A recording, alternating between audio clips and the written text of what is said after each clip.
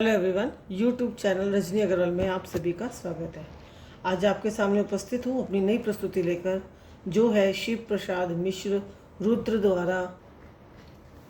द्वारा रचित कहानी यही ठैया झुलानी झुलनी हैरानी हो रामा। पाठ के लेखक ने इसमें गाने बजाने वाले समाज का देश के प्रति असीम प्रेम, विदेशी शासन के प्रति व्याकुलता और प्रतनता की बेड़ियों को उतार फेंकने की तीव्र इच्छा का वर्णन किया है। पाठ में गौन हारिन की भूमिका में दुलारी और किशोरावस्था के दौर से गुजर रहे टुन्नू के दरमियान आत्मीय प्रेम की सुगबुगाहट देखने को मिलती है। बीच बीच में कई जगह गीत के सुंदर बोल भी जो हैं लिए गए हैं। दुलारी नाच गाने का पेशा करने वाली स्त्री थी। वह दुक्कड़ नामक बाजे पर गीत गाने के लिए दूर दूर तक प्रसिद्ध थी। उसके कजली गायन का सब लोग सम्मान करते थे। दुलारी का शरीर पहलवानों की तरह कसरती था। वह महाराष्ट्रियन महिलाओं की तरह धोती लपेटकर कसरत करने के बाद प्याज और हरी मिर्च के साथ चने खाती थी। गाने में ही सवाल जवाब करने में वह बहुत कुशल थी। एक दिन खोजवा दल की तरफ से गीतों में सवाल जवाब करते हुए दुलारी की मुलाकात टुन्नू नाम के एक ब्राह्मण लड़के से हुई थी। बजरडीहा वालों की तरफ से मधुर कंठ में टुन्नू ने उसके साथ पहली बार सवाल जवाब किया था। मुकाबले में टुन्नू के मुंह से दुलारी की तारीफ सुनकर फेंकू सरदार ने टुन्नू पर लाठी से वार किया था। दुलारी ने ही टुन्नू को लाठी के उस वार से बचाया था। दुलारी के दिल में उस वक्त पहली बार टुन्नू के प्रति प्रेम का एहसास जागा था। अक्सर दुलारी के घर आकर टुन्नू खामोश रहता था, कभी अपने प्रेम को दुलारी के सामने प्रकट नहीं करता था। उस रोज़ होली के एक दिन पहले टुन्नू दुलारी के घर आया था। उसने खादी आश्रम की बुनी साड़ी दुलारी को दी। दुलारी ने उसे बहुत डांटा और साड़ी फेंक दी। टुन्नू ने अपमान महसूस किया और रोने लगा।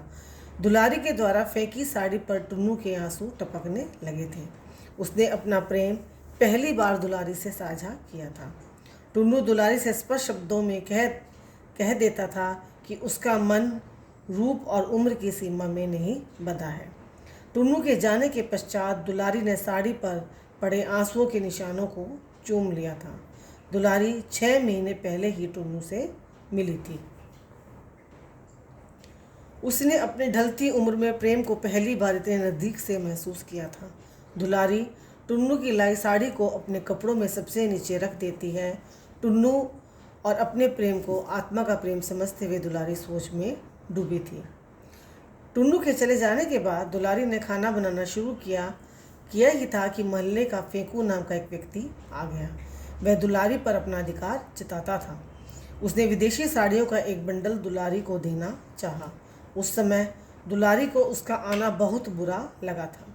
नीचे विदेशी कपड़ों को जलाने के लिए वस्त्रों को इकट्ठा करते जुलूस गुजरने की आवाज़ दुलारी को सुनाई दी। जननी तेरी जय हो की आवाज़ उस जुलूस से आ रही थी, जिसे सुनकर दुलारी ने फेंकू का लाया विदेशी साड़ियों का बंडल नीचे फेंक दिया। दूसरी बार जब फिर दुलारी ने कुछ और साड़ियों को फेंकना चाहा तो फेंकू ने उसका हाथ पकड़ लिया और खिड़की बंद कर दी थी। यह दृश्य नीचे से सरकारी गवाह बने पुलिस के एक आदमी अली सगीर ने देख लिया था। जब दुलारी ने फेंकू को झाड़ू मार कर घर से बाहर निकाल दिया तो जुलूस में शामिल टुन्नू के विरुद्ध अली सगीर ने फेंकू का साथ दिया था।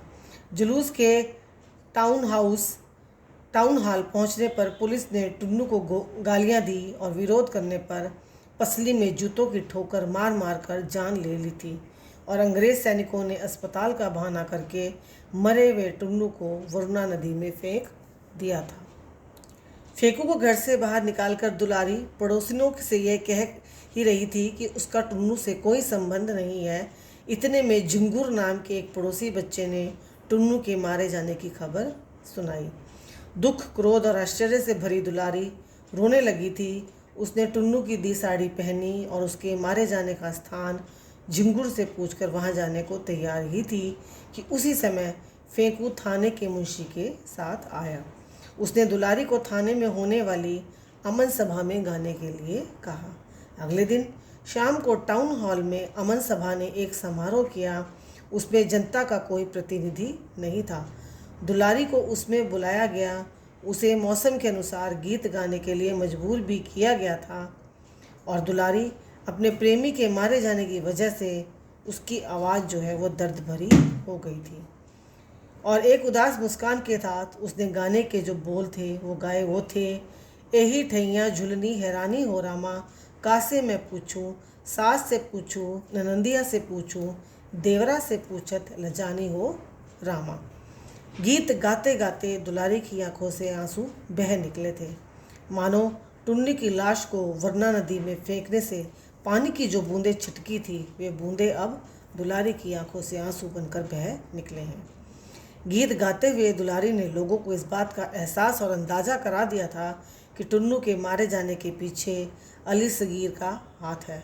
टुन्नू के मारे जाने की आंखों देखी खबर लाने और लिखने वाले रिपोर्टर को एक अखबार के प्रधान संवाददाता ने अयोग्य कहा। मुख्य संपादक ने भी पूरी खबर सुनकर उसे छपने लायक नहीं समझा।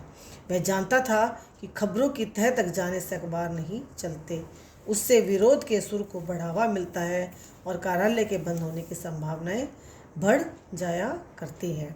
परंतु कहीं ना कहीं संपादक ये भी जानता था कि सत्य जो है वो छुप नहीं सकता और इसी के साथ जो है कहानी का यही समापन हो जाता है। तो बच्चों, ये थी यही ठैया झुलनी हैरानी हो रामा। आशा करती हूँ आपको ये कहानी अच्छे से समझ आई होगी। धन्यवाद।